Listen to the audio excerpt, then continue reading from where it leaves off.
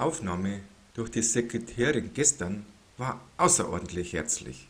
Auch während meines Aufenthalts genoss ich immer herzliche Fürsorge. Im Kloster nimmt man es genau. Erstmals ordentliche Registrierung und Regelerklärung. So ein Kloster ist natürlich keine Adresse für Nachtschwärmer, denn von 22 bis 7 Uhr bleibt die Eingangstüre verschlossen. Zudem passt eine Schwester drauf auf, wer rein und raus geht.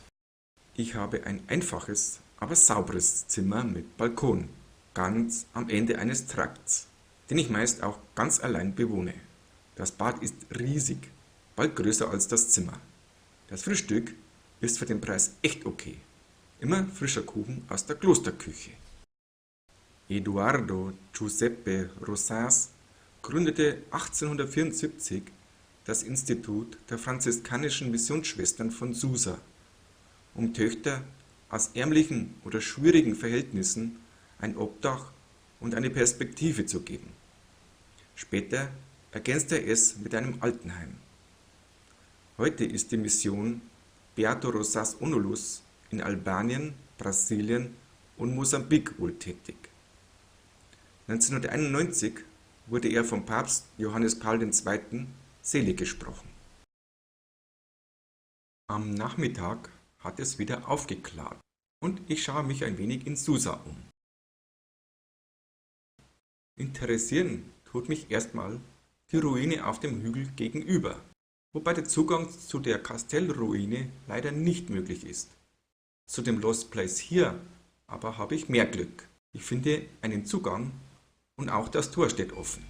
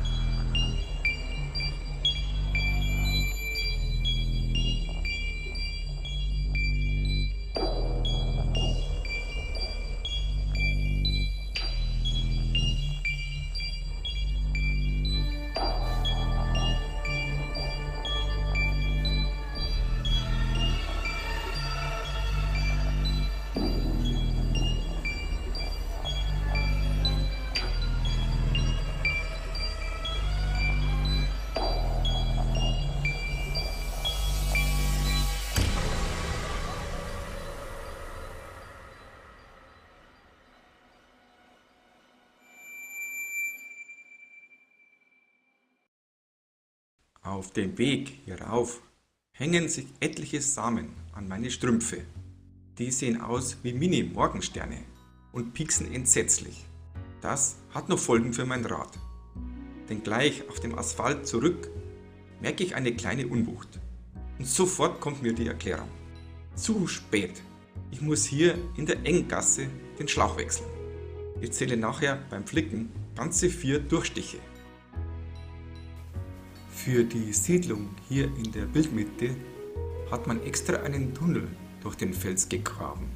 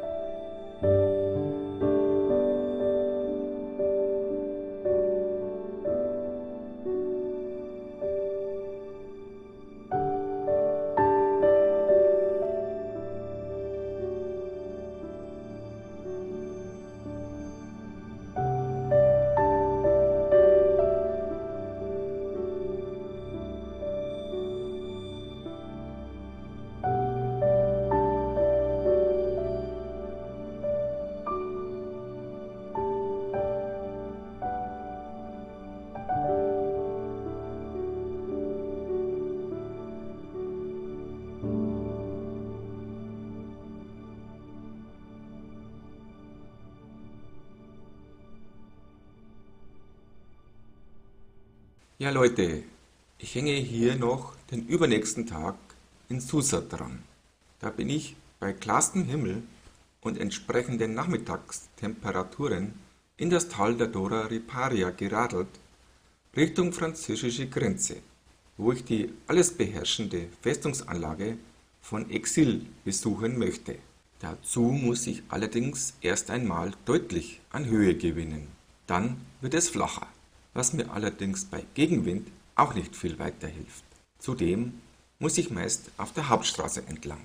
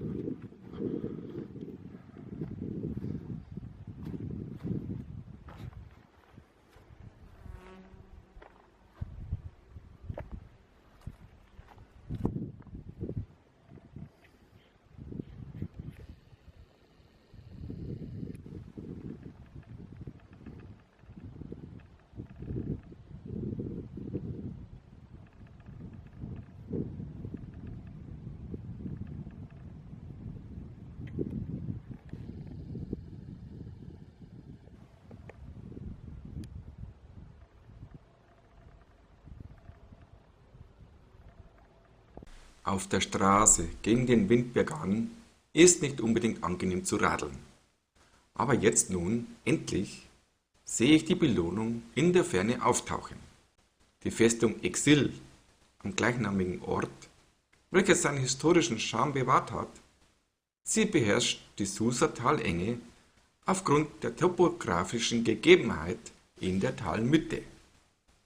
Die Wuchtigkeit des Baus ist schon von der Ferne beeindruckend. Nachdem ich mich einorientiert habe, verblüfft zunächst dieser abgefahrene Aufzug als Zugang zur Festung, den man hier für einige Mille in den Fels gehauen hat. Das fängt schon mal groovy an. Zunächst überrascht, dass ich keinen Eintritt zahlen muss. Wenn man die Wehranlage besichtigt hat, bleiben zwei Eindrücke besonders haften. Erstens die Lebensumstände der hier stationierten Soldaten, gleich welcher Epoche, waren schon krass, insbesondere natürlich aus heutiger Sicht. Zweitens das Museum. Es ist wirklich ganz klasse in seiner Art und Weise, die verschiedenen Baumaßnahmen seit dem Beginn der Errichtung im 13. Jahrhundert darzustellen. Solche notwendig geworden durch die Entwicklungen in der Waffentechnik. Solche, und zwar durchaus gewaltige Erweiterungen, wobei ganze Felsformationen eingelevelt wurden, zogen sich bis ins 20. Jahrhundert hinein. Tatsächlich wurde die Anlage noch im Zweiten Weltkrieg als Ausbildungsstätte genutzt und erst 1943 aufgegeben. Danach verfiel der Komplex und erst 1978 wurde mit der Restaurierung begonnen.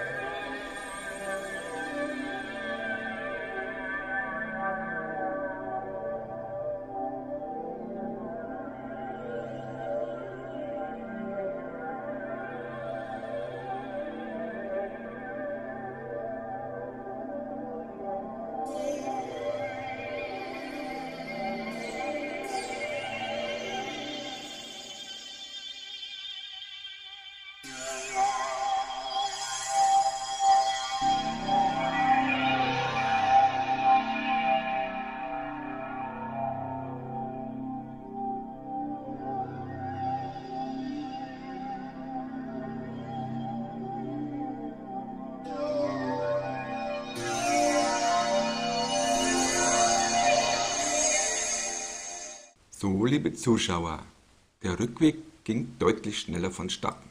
Des Weiteren musste ich meine Reise über den Mont Cenis planen. Wo werde ich morgen übernachten?